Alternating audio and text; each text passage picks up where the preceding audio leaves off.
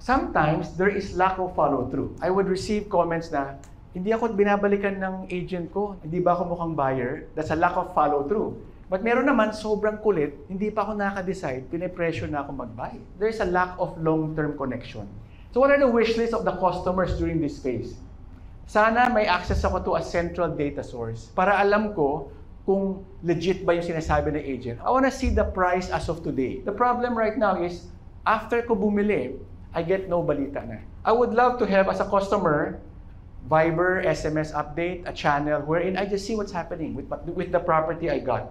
So I got this idea from Frasers where kahit na nakabili na tayo, they have this system of updating the customers na, hey, we're having a launch today. So it's systematized. Maybe once a week, once in 2 weeks, na they have this consistent updates. So what does it make me feel as a customer? Wow, na-appreciate ko tong company na to. They know how to handle customer service. They still keep in touch with me even if nakabili na ako.